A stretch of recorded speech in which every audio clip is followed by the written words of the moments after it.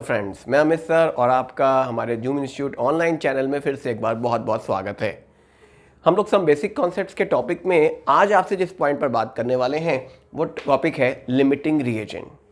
लेकिन मैंने आपको बताया था कि कंसंट्रेशन का एक पार्ट हमारा भी मिस है। मैं पहले उसे पूरा करता हूं और फिर शुरू करते हैं लिमिटिंग रिएजेंट को।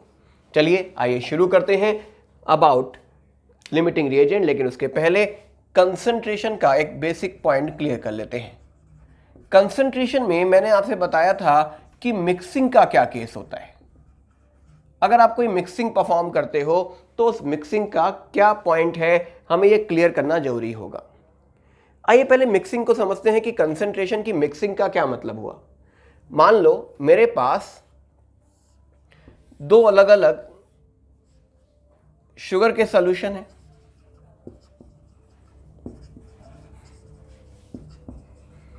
पहला जो सॉल्यूशन है वो आपको गिवन किया गया है 100 ग्राम सॉल्यूशन में 20 ग्राम शुगर। जो दूसरा आपको दिया गया है उसमें 50 ग्राम सॉल्यूशन में 20 ग्राम ही शुगर है। अगर मैं आपसे ये कहूं कि मैं इन दोनों को मिक्स कर रहा हूं तो क्या होगा, तो दैट इज कॉल्ड मिक्सिंग। मतलब दो अलग अलग डिफरेंट सॉल्यूशंस को अगर आप मिला दोगे तो मिलाने के बाद क्या होगा, that is called a mixing condition. तो जो मिक्सचर आपके पास तैयार होके आया उस मिक्सचर का 150 ग्राम सॉल्यूशन का पार्ट था और उसमें 20 और 20 क्या था, 40 ग्राम शुगर था। तो बहुत सिंपल मिक्सिंग का मतलब क्या होता है कि जो सॉल्यूशन है उनके अमाउंट को ऐड कर लो, सॉल्यूट के अमाउंट को ऐड कर लो, आपका सॉल्यूशन का पैटर्न तैयार हो जाएगा। अब इसी मिक्सिंग में मान लीजिए हमारे पास जो दो सॉल्यूशन हैं, सॉल्यूशन ए और सॉल्यूशन बी, उसमें इसकी मोलैरिटी दी गई है m1, वॉल्यूम दिया गया है v1, इसकी मोलैरिटी m2, इसका वॉल्यूम v2, और उसने कहा कि आपने इसे मिला दिया, बताइए जो रिजल्टेंट सॉल्यूशन बनेगा उसकी मोलैरिटी क्या होगी। तो हमें रिजल्टेंट सॉल्यूशन की मोलैरिटी पता लगानी है और आप मिक्सिंग कर रहे हो सॉल्यूशन की। तो ऐसे केस में आप क्या बोलोगे, आप बोलोगे बेटे m1 मोलैरिटी है और मोलैरिटी का फॉर्मूला होता है number of moles upon volume in litre.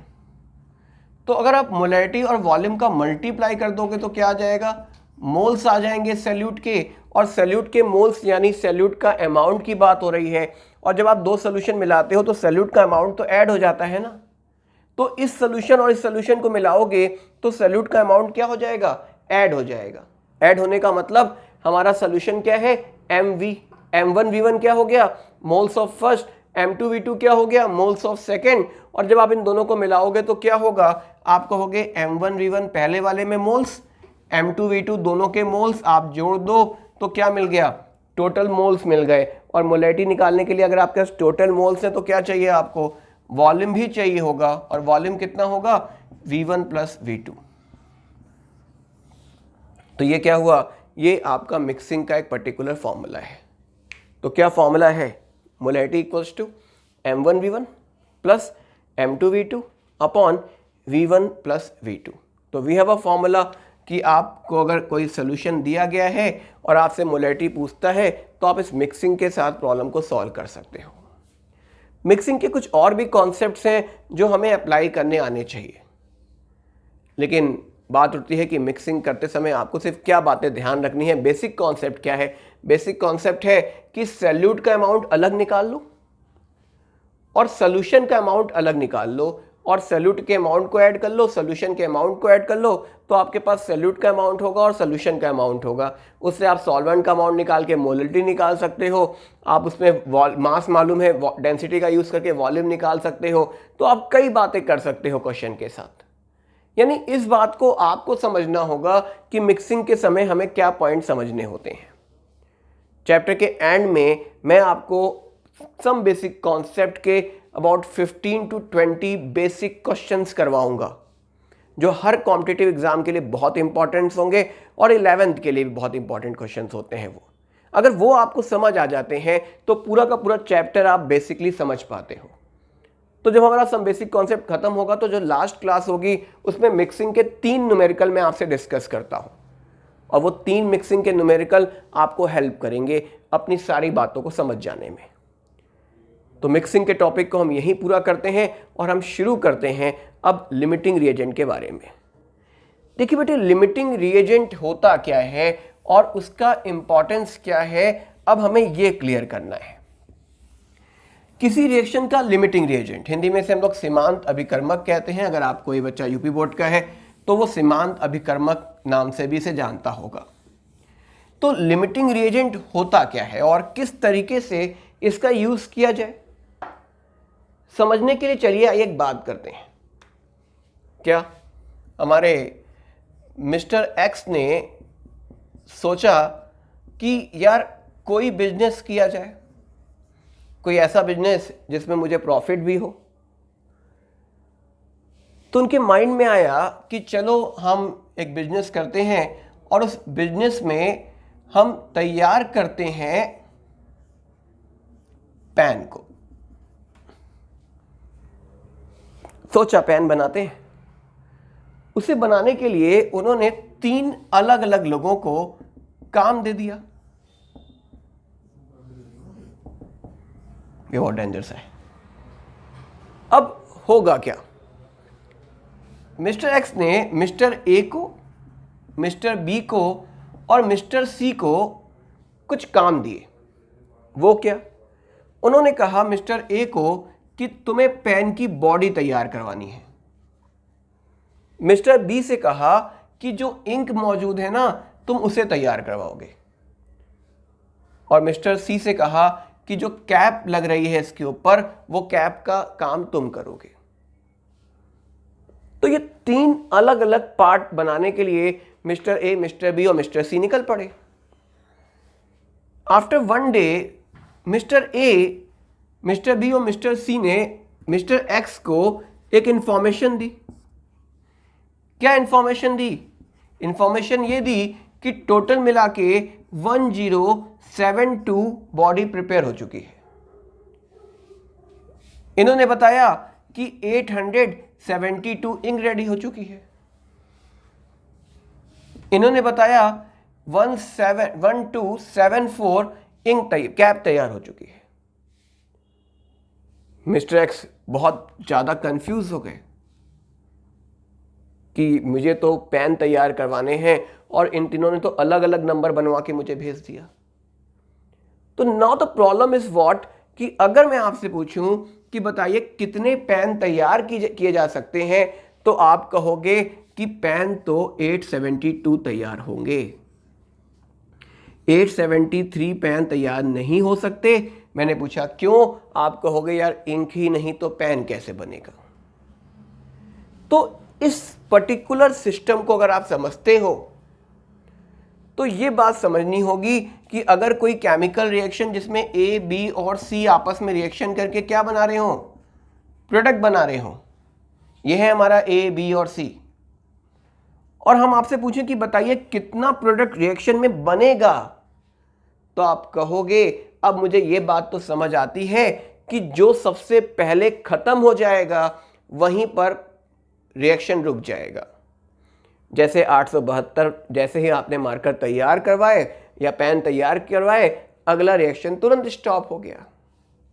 मतलब ए, बी, सी में अगर मैं कहता हूं कि सी हमारा वो रिएक्टेंट है जो सबसे जल्दी कंज्यूम हो गया, इसका मतलब जो प्रोडक्ट बनेगा ना वो प्रोडक्ट से कौन डिसाइड करेगा, सी डिसाइड करेगा। ए और बी से डिसाइड नहीं हो सकता प्रोडक्ट। मतलब सी हमारे उस पर्टिकुलर रिएक्शन का लिमिटिंग रिएजेंट है। तो लिमिटिंग रिएजेंट होता क्या है, तो आप कहते हो कि लिमिटिंग रिएजेंट है क्या, हमें यह समझना है।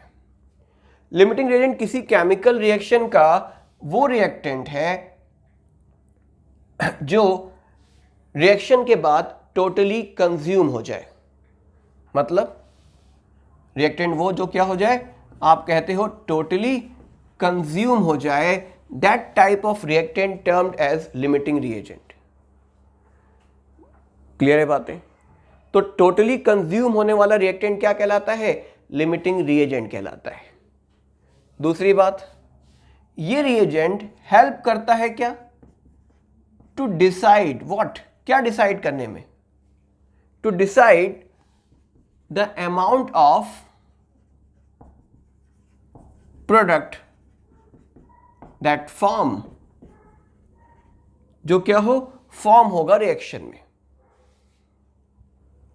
तो ये बातें आपको लिमिटिंग रिएजेंट के बारे में समझनी होंगी कि व्हाट इज लिमिटिंग रिएजेंट। तो किसी केमिकल रिएक्शन में बहुत सारे रिएक्शन आपके सामने लिखे जाते हैं, तो आपको क्या समझना है कि व्हाट इज लिमिटिंग रिएजेंट। तो लिमिटिंग रिएजेंट किसी केमिकल रिएक्शन का वो रिएक्टेंट होगा जो सबसे कम दिया हो, जो सबसे जल्दी कंज्यूम हो जाए, और जैसे ही वो कंज्यूम हो रिएक्शन वहीं रुकेगा, और कितना प्रोडक्ट बनेगा वो लिमिटिंग रिएजेंट ही डिसाइड करेगा, जैसे आपने इंक वाला केस समझा। क्लियर होगी ये बातें तो आपको कि व्हाट इज लिमिटिंग रिएजेंट। अब लिमिटिंग रिएजेंट को अप्लाई कैसे करना है मैं अब आपको ये बताने जा रहा हूं। प्रॉब्लम में आप कैसे लिमिटिंग रिएजेंट खोजोगे, दैट ऑल पॉइंट्स। उन्हें समझने के लिए आइए एक पॉइंट वापस समझते हैं। बहुत बेसिक बातें जो अभी तक हम करते हुए आ रहे हैं उसी को मैं वापस रिलेट कर रहा हूं आपके सामने, तो कोशिश कीजिएगा कि आप समझें कि मैं क्या बता रहा हूं। मान लीजिए मैंने आपके सामने एक रिएक्शन लिखा, A plus 2B form C। सबसे पहले हमारे सामने दिए हुए रिएक्शन को हमें पढ़ना आना चाहिए कि आप क्या पढ़ते हो, आपको क्या दिखता है। कुछ को दिख रहा होगा कि यार यहां तो A लिखा है, यहां पे प्लस लगा है, फिर 2B लिखा है, फिर C है, आगे G गैस लगा हुआ है, मैं तो पढ़ सकता हूं। ये पढ़ना नहीं, हम डिस्कस करने वाले हैं कि ये आपको क्या क्या इंफॉर्मेशन बता रहा है। तो ये सबसे पहली बात समझिएगा कि जब आपके पास कोई बैलेंस इक्वेशन हो, सबसे पहली बात, equation should be in balance form. मतलब जो इक्वेशन आपको दिया गया है वो हमेशा बैलेंस फॉर्म में होना चाहिए। अगर इक्वेशन बैलेंस नहीं है तो लिमिटिंग रिएजेंट के न्यूमेरिकल्स पे बातें नहीं की जा सकती। हाँ, ग्राम इक्विवेलेंट के रिस्पेक्ट में बातें की जा सकती हैं, जो मैं आपसे आगे क्लियर करवाऊंगा। तो equation should be in balance form, सबसे पहली रिक्वायरमेंट, जो सबसे मस्ट रिक्वायरमेंट है वो आपको समझनी है। क्लियर है बातें ये तो? अब मान लो ये इक्वेशन मेरा बैलेंस फॉर्म में है। अगर ये इक्वेशन मेरे पास बैलेंस फॉर्म में है तो इसका मतलब क्या होगा? तो आप कहोगे कि इसका A इसका 2B रिएक्शन करके C बना रहा है। मतलब अगर मैं ये बोलूं कि क्या क्या मीनिंग निकाल सकते हैं, तो एक सबसे बेसिक मीनिंग कि 1 मोल ऑफ A जो है, इसका स्टोइकियोमेट्रिक कोफिशिएंट कितना है? 1। जो नंबर आगे लिखा है दैट इक्वल टू मोल, उसे मोल के इक्वेट कर दीजिए। तो आप बोलोगे कि 1 मोल ऑफ A जो है वो केमिकली रिएक्ट करता है किससे? 2 मोल ऑफ B से। That is the first thing जो हमें समझ में आनी चाहिए कि अगर आपके पास 1 मोल A का है तो वो 2 मोल B के साथ कंप्लीट रिएक्शन करता है। ओके, इसे मैं और क्या लिख सकता हूं? अगर आपके पास 1 मोल A का है, मतलब आप कहोगे मेरे पास 6.022 इंटू 10⁻23 क्या होंगे? पार्टिकल्स होंगे किसके? ऑफ A, जो किससे रिएक्शन कर रहे होंगे? जो रिएक्शन कर रहे होंगे 2 into 6.022 into 10⁻23 particles of B से। ये दूसरी बात जो आपको समझ में आनी चाहिए। पहली बात क्या? 1 मोल किससे रिएक्शन कर रहा होगा कंप्लीट? 2 मोल से। इसके अलावा 6.022 इंटू 10⁻23 पार्टिकल्स ऑफ ए किससे रिएक्शन कर रहे होंगे? 2 इंटू 6.02 10⁻23 पार्टिकल। और अगर आप इसे काट दोगे तो आप लिख सकते हो ना इसे भी कि 1 पार्टिकल ऑफ ए रिएक्ट कर रहा होगा 2 पार्टिकल्स ऑफ बी के साथ। ठीक है बातें? तो बात समझिएगा कि ए का आगे जो 1 लगा है, इसको 1 को क्या क्या बोल सकता हूं? मैं इसे बोल सकता हूं 1 मोल, मैं बोल सकता हूं 1 पार्टिकल भी। इसके अलावा अगर ये गैसेस सिस्टम है तो गैसेस सिस्टम अगर ये है और इसका 1 मोल है और इसका 2 मोल है, तो आप जानते हो ना, एक इक्वेशन पढ़ी हुई है आपने पिछले PV = nRT में, under similar condition. Similar condition मतलब आपने क्या क्या सिमिलर कंडीशन रख दी? टेम्परेचर, प्रेशर, गैस कांस्टेंट तो कांस्टेंट है, तो वॉल्यूम किसी गैस का मोल्स के डायरेक्टली प्रोपोर्शनल होता है। मतलब अगर मैं ये बोलता हूं कि मेरे पास ए का 1 मोल है, तो 1 मोल का वॉल्यूम कितना होता है? कुछ ने सोच लिया या 22.4, लेकिन बेटे वो तो एचटीपी पर है ना। तो अगर मैं एचटीपी मान लूं, क्या मान लूं? एचटीपी बोल दूं, तो मैं इसका 1 मोल अगर बोलता हूं तो मैं बोल सकता हूं ना 22.4 लीटर ऑफ ए। इसके 2 मोल से मतलब 2 इंटू 22.4 लीटर ऑफ बी से रिएक्ट करेगा। अगर मैं इसे काट दूं तो आप बोलोगे 1 लीटर ए का किससे रिएक्ट कर रहा होगा? 2 लीटर बी से रिएक्ट कर रहा होगा। ये कंडीशन किसकी है? एचटीपी पर है या किसी भी कंडीशन पे लगेगा, ये समझना जरूरी है। देखो बेटे, 1 मोल का वॉल्यूम 22.4 लीटर तो एचटीपी पे होता है, लेकिन जो रेशियो है वो समझना, रेशियो था 1:2 का। मतलब अगर आप कहते हो कि इसका 1 मोल है तो इसका वॉल्यूम V है, इसका 2 मोल है तो इसका वॉल्यूम 2V है, मतलब आप किसी भी कंडीशन पे हो, एचटीपी पर तो ये लिखोगे आप वॉल्यूम को, लेकिन अगर मैं ये बात करूं तो आप कहोगे at any temperature and pressure. किसी भी टेम्परेचर और प्रेशर पे अगर इसका 1 लीटर है तो इसका कितना? 2 लीटर चाहिए होगा, क्योंकि volume is directly proportional two moles, लेकिन टेम्परेचर प्रेशर दोनों के लिए सेम होने चाहिए। तो 1 लीटर को आप क्या बोल सकते हो? 1 volume of A reacts with what? 2 volume of B. तो 1 वॉल्यूम यूनिट का 2 वॉल्यूम यूनिट से रिएक्शन करता होगा। तो आपके पास क्या क्या कॉन्सेप्ट बना? पहला कॉन्सेप्ट क्या बना? मोल से इक्वेट कर दो। दूसरा, इसे इस तरीके से इक्वेट कर दो। तीसरा, आप इसे ये बोल सकते हो कि जो रेशियो है वो रेशियो फिक्स है, जो मोल्स का रेशियो है वही वॉल्यूम का भी रेशियो होगा। इसके अलावा 1 gram of A reacts with 2 gram of B, ये बात गलत है। 1 ग्राम ए का 2 ग्राम बी के साथ रिएक्शन करेगा, ये इक्वेशन नहीं बताती। मतलब लिमिटिंग को सर्च करते समय इस बात को ध्यान रखना है कि इसका कितना ग्राम, अगर 1 ग्राम है तो वो 2 ग्राम बी के साथ रिएक्शन नहीं करता है। और सबसे इंटरेस्टिंग पॉइंट अगर मैं बात करूं कि अगर हम मास का रिलेशन निकालना चाहते हैं तो मोल्स को मोलर मास में चेंज करके कर पाते हैं, वो मैं बताता हूं। अभी जो इंटरेस्टिंग पॉइंट मैं आपको बताना चाहता हूं, that is a point number 4,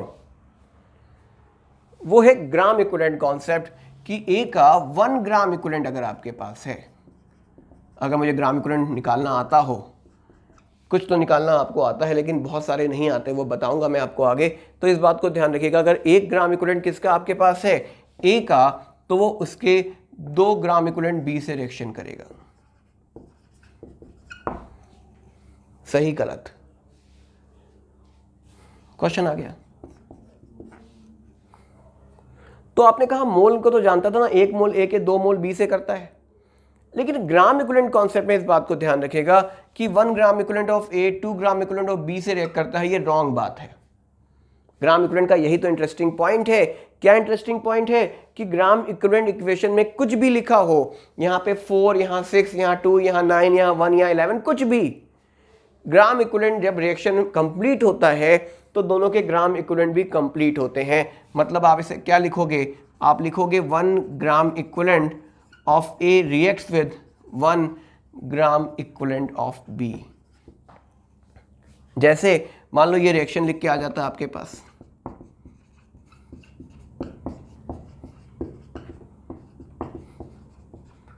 बाकी मैं इसमें एच आयन और वाटर बैलेंस नहीं कर रहा हूँ, ऐसा इक्वेशन आ जाता, मैं कहता बताओ फेरस आयन का कितने ग्राम इक्विवेलेंट KMnO4 के 1 ग्राम इक्विवेलेंट से रिएक्शन करेंगे। आपको हो गया बराबर रिएक्शन की बात हो रही है तो फेरस आयन का तो 1 ही ग्राम इक्विवेलेंट चाहिए।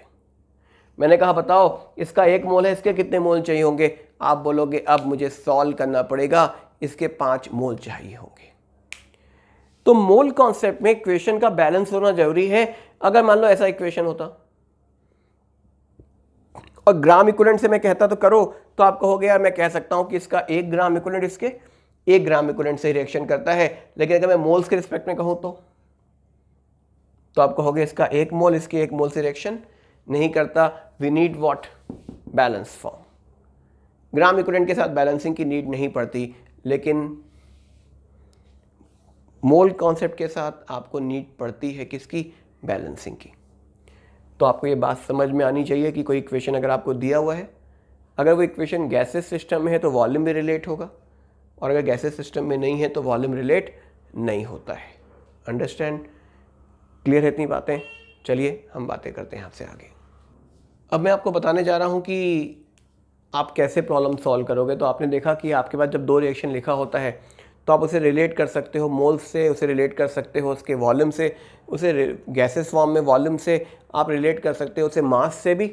अगर आप आगे देखोगे कैसे मास रिलेट करना है तो समझाऊंगा मैं आपको। इसके अलावा आप उसे नंबर ऑफ पार्टिकल से भी रिलेट कर सकते हो। तो कई रिलेशंस हमारे पास बनते हैं। उन सभी रिलेशंस को समझने के लिए सबसे पहले मैं आपको पहला स्टेप बता रहा हूँ, how to calculate, how to detect our limiting reagent. तो एक इक्वेशन लिख देता हूं मैं, a + 3b + 5c form 6d + 7e। इस क्वेश्चन में मैंने आपको गिवन किया a के 3 मोल, b के 5 मोल, c के 8 मोल। उससे कहा बताओ d और e कितना कितना बनेगा। ओके, तो यहां पे आपको इस प्रॉब्लम को अगर सॉल्व करना है कि d और e कितना बनेगा, तो आपको सबसे पहले यह समझना होगा ना कि मेरा रिएक्शन का लिमिटिंग रिएजेंट कौन है।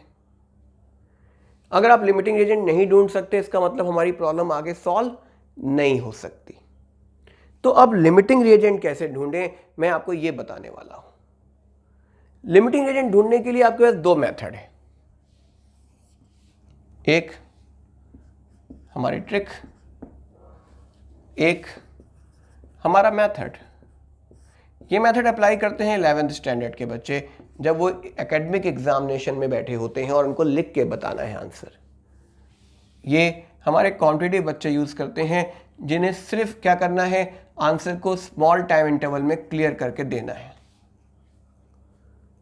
तो अब बात उठती है कि आप कैसे करोगे। मुझे ये दोनों मेथड डिस्कस करने हैं और ट्रिक समझनी भी आपको पड़ेगी, क्योंकि जब आप आंसर कर लो तो पता भी तो लगे सही है या गलत। तो सबसे पहले लिमिटिंग सर्च करने की बात हो रही है। लिमिटिंग सर्च करने के लिए आपके पास 3 रिएक्टेंट दिए हुए हैं और मुझे सर्च करना है कि इसमें कौन। तो आपको सबसे पहले 2 रिएक्टेंट्स को उठाना होगा और उनमें यह देखना होगा कि कौन कम है। मान लो A और B में मुझे पता लगा कि B कम है, तो इसका मतलब कि A तो खत्म नहीं होगा, पहले B खत्म होगा। फिर आप B और C में देखोगे कौन कम है। अगर पता लगा आपको कि C कम है, इसका मतलब C सबसे कम है, तो C लिमिटिंग हो जाएगा। तो पहले आप कंपेयर कर लेते हैं A और B को। इसका मतलब कहां से उतारा, ये यहां से उतारा मैंने। आप कहोगे A का कितना मोल, 1 मोल। B के कितने मोल से रिएक्शन करता है, 3 मोल से। तो A का 1 मोल अगर B के 3 मोल से करता है, तो A के 3 मोल किससे करेंगे, ये बताइए। ये पूछा उसने कि अगर A का 1 मोल 3 मोल से करता है तो 3 मोल कितने से करेंगे। आप बोलोगे 5 मोल तो नहीं ना, आपको क्या करना है, एक आंसर को सर्च करना है और ये आंसर मैच करना है गिवन डाटा से। मतलब आपने कहा कि इसका 1 मोल 3 मोल से करता है तो 3 कितने से करेगा, तो आपको हो गया मुझे तो इतना समझ आता है कि 9 मोल बी की मुझे रिक्वायरमेंट होगी for the complete reaction, but given information 5 मोल है, बट गिवन कितना है 5 मोल आपको गिवन है बी। इसका मतलब ए और बी में कौन लिमिटिंग हो गया, जो कम है। आपको चाहिए 9, दिया कितना है 5, इसका मतलब ए क्या हुआ एक्सेस में है, मतलब हमारा ए तो लिमिटिंग नहीं हो सकता। अब किसे कंपेयर करें, बी और सी को, 3b 5c। आप क्या बोलोगे, 3 मोल बी 5 मोल से करता है तो 1 मोल किससे करेगा, आपको हो गए 5/3 से करेगा। 3 5 से करता है तो 1 किससे करेगा 5/3c से। समझो, 3 मोल 5 मोल से करता है तो 1 किससे करेगा, 3 को तो भेजोगे तो डिवाइड हो जाएगा।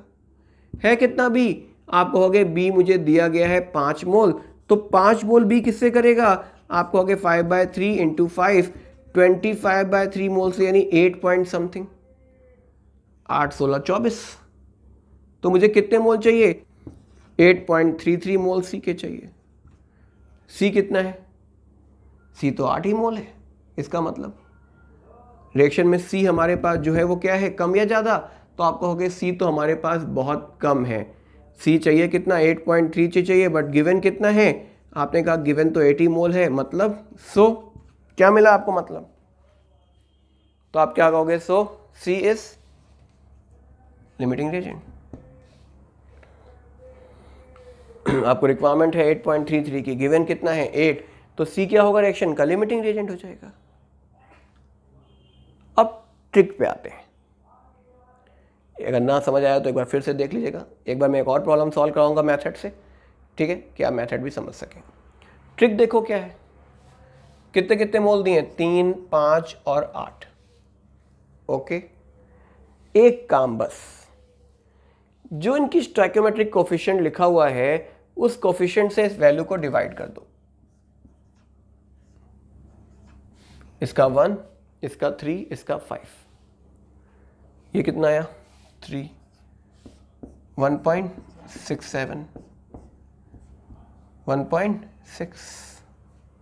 सबसे कम कौन आया 1.6। जो सबसे कम आ जाए वो रिएक्शन का लिमिटिंग। 5 से 10 सेकेंड आप लिमिटिंग को ऐसे खोज लोगे अगर आप इस ट्रिक को अप्लाई कर लेते हो तो। अभी डी और ई पता लगाना है कि कितना बनेगा, और मैं इसी क्वेश्चन को आगे बढ़ा रहा हूं। इतना तो समझ आ गया। आइए इस मेथड को अब मैं आगे बढ़ा रहा हूं, और इस मेथड को भी मैं आगे बढ़ाऊंगा ट्रिक को भी, कि ट्रिक से कैसे पता लगाएं डी और ई कितना बनेगा। तो आप कहोगे कि जो लिमिटिंग है वो कौन है, सी है। इसका मतलब रिएक्शन में सबसे पहले कौन फिनिश हो जाएगा, सी के 8 मोल फिनिश हो जाएंगे। क्या ए और बी के 3 और 5 मोल फिनिश हो जाएंगे। आप कहोगे यार ए और बी तो एक्सेस में दिए हुए हैं, वो तो फिनिश नहीं होंगे। फिनिश तो वो होगा जो सबसे कम दिया है, और जैसे ही सी का 8 मोल खत्म होगा रिएक्शन रुक जाएगा, क्योंकि ए बी और सी मिलकर ही प्रोडक्ट बना सकते हैं, और सी नहीं तो प्रोडक्ट नहीं। इतनी बात तो समझ आती होगी जो मैं बोल रहा हूं। तो आप क्या बोलोगे, आप बोलोगे चलो देखते हैं कि अगर 5 मोल सी रिएक्शन में पार्ट करता है तो इसके कितने मोल बनेंगे, आप कहोगे 6 मोल डी के बनेंगे। तो 1 मोल सी अगर पार्ट करता तो क्या होता, बच्चों वाली बात है, लेकिन बहुत बच्चों को समझ ही नहीं आता कि क्या करें। याद रखो 5 का मालूम है, 1 का निकालना चाहते हो तो डिवाइड होता है। 1 का मालूम होता, 5 का निकालना चाहते हो तो मल्टीप्लाई। मतलब आपको किसी वैल्यू का भी मालूम हो और आपको 1 का निकालना होता है तो डिवाइड, आपको 1 का मालूम होता है और किसी और वैल्यू का निकालना होता है तो मल्टीप्लाई। किसी वैल्यू का मतलब वो हाफ हो, 0.2 हो, कुछ भी हो। 1 का मालूम किसी और का निकालना है तो मल्टीप्लाई, कई का मालूम है या आपको 1 का निकालना है तो डिवाइड। तो 1 मोल सी का क्या होगा, क्या करना होगा, 5 का मालूम है, 1 का निकालना है तो डिवाइड, और आपके पास सी है कितना 8 है। अब 8 के लिए पता लगाना है, मतलब 6/5 इंटू 8, 48/5 मोल। आप सॉल्व कर सकते हैं, 45 अबाउट 9 पॉइंट समथिंग मोल्स आपको मिल जाएंगे किसके, डी के बनते हुए। वैसे तो आप ई को भी तो कर सकते हो, वो कैसे, आप कहोगे 5 मोल जो हैं सी के वो क्या बना रहे हैं, वो 7 मोल्स ऑफ ई बना रहे हैं, तो 8 मोल कितना बनाएगा, एक स्टेप कम कर दूं तो आप कहोगे 7/5 इंटू 8 56/5 मोल। ये मेरा आंसर हो गया जो मुझे यहां पे रिपोर्ट करना था। अब अगर मैं इसे ट्रिक के थ्रू कैलकुलेट करने जाऊं तो कैसे कैलकुलेट करूंगा। आपने कहा चलो एक बार ट्रिक से सॉल्व करके देखते हैं। a + 3b + 5c क्या बन रहा है, 6d + 7e। ध्यान से देखिएगा कि ट्रिक क्या है और पूरा क्वेश्चन कितने टाइम में खत्म हो जाता है। आपने लिखा इनके मोल्स कितने हैं, 3, 5 और 8। मैंने क्या किया, हमने इनकी स्टोइकियोमेट्रिक कोफिशिएंट से इन्हें डिवाइड कर दिया। इतना तो कर सकते हो, 3, 5/3 और 8/5। सबसे स्मॉल वैल्यू कौन सी आ गई, तो आपने कहा सबसे स्मॉल वैल्यू हमारे पास ये आ गई 8/5 यानी 1.6। ये क्या आ गया, ये है सी को बताने वाला कि सी हमारा क्या है, लिमिटिंग रिएजेंट। जो लिमिटिंग रिएजेंट वैल्यू आई 8/5 उसे x मान लिया करिए, उसे क्या मान लीजिए, ये हमारा x है और इसी x के रिस्पेक्ट में सब बनेंगे। मतलब मैं पूछूं d कितना बनेगा, आप कहोगे 6x बनेगा, आसान। आप कहोगे e कितना बनेगा, आप कहोगे 7x बनेगा। ओके, मैंने कहा बताओ a कितना रिएक्शन करेगा, कोफिशिएंट कितना है 1, आप कहोगे x रिएक्ट करेगा। मैंने कहा b कितना रिएक्शन करेगा, आप कहोगे 3x रिएक्शन करेगा। ओके, मतलब अगर मैं आपसे ये पूछूं कि बताओ आफ्टर रिएक्शन a कितना होगा, तो आप कहोगे a 3 है, उसमें से कितना रिएक्शन हो जाएगा, x रिएक्शन हो जाएगा। मैंने कहा बताओ b कितना रिएक्शन करेगा, कितना बच जाएगा, तो b के कितने मोल थे आपके पास, b के आपके पास 5 मोल थे, कितना रिएक्शन कर रहा होगा, 3x रिएक्शन करेगा। मैंने कहा c कितना होगा, आप कहोगे c तो 0 हो गया। मैंने कहा d कितना बनेगा, आप कहोगे 6x बनेगा। मैंने कहा e कितना बनेगा, आप कहोगे 7x बनेगा। x कितना है, 8/5। पुट कीजिए 8/5 की वैल्यू। चलिए देखते हैं यहाँ पर 6 × 8/5 कितना, 48/5। 48/5 यहाँ देखिए, 7 × 8/5 56/5। 56/5 क्लियर है। तो ये एक पर्टिकुलर फॉर्म ऑफ ट्रिक है कि आपके सामने अगर कोई न्यूमेरिकल आता है तो आप उसे ट्रिक से कितनी जल्दी सॉल्व कर सकते हैं। बेटे मैंने एक प्रॉब्लम डिस्कस किया, ट्रिक के थ्रू आपने समझा होगा। आपका काम है इस प्रॉब्लम को डिस्कस करना और आंसर कमेंट में मेंशन करना। आपके कमेंट आंसर के बाद जब ये आपका आंसर मुझे मिल जाएगा तो मुझे समझ आना चाहिए कि आपने सबने लगाया है इसे। तो ज़्यादा से ज़्यादा कमेंट करके आंसर दीजिए मुझे, ये नहीं कि आप लगा रहे हो और आंसर नहीं कर रहे हो, या आप वीडियो देखते हो लेकिन आप कुछ करते नहीं हो। मुझे कैसे मालूम कि आप अपनी मेरी वीडियो का फ़ायदा उठा रहे हो, आपको कुछ हेल्प मिल रही है। तो मुझे सारे आंसर भी चाहिए। तो इस क्वेश्चन को सॉल्व कीजिए, इसका आंसर निकालिए। लिमिटिंग एजेंट मैंने आपके सामने शुरू किया कि लिमिटिंग एजेंट का मतलब क्या है और उसे देखते कैसे हैं बाय अ ट्रिक। आपके सामने डिफरेंट टाइप्स ऑफ रिएक्शंस आएंगे, मास मास से रिलेशन करके, मास वॉल्यूम करके, वॉल्यूम वॉल्यूम करके, कंसंट्रेशन भी जुड़ेगा उसके साथ फिर से। तो उनके लिमिटिंग एजेंट और उनके न्यूमेरिकल्स कैसे सॉल्व होते हैं ये हम आपसे बातें करेंगे नेक्स्ट टर्म पर। अगर आपको वीडियो पसंद आ रही हो तो प्लीज़ अपने दोस्तों के साथ भी शेयर कीजिए और हमारे चैनल को अगर आपने सब्सक्राइब नहीं किया तो अभी कर दीजिए सब्सक्रिप्शन, क्योंकि आप जब तक सब्सक्राइब नहीं करके बेल आइकॉन नहीं क्लिक करोगे हमारी अगली वीडियो आप तक नहीं पहुंच पाएगी। बाकी बातें आपसे नेक्स्ट टर्म पे करेंगे। That's all, thank you.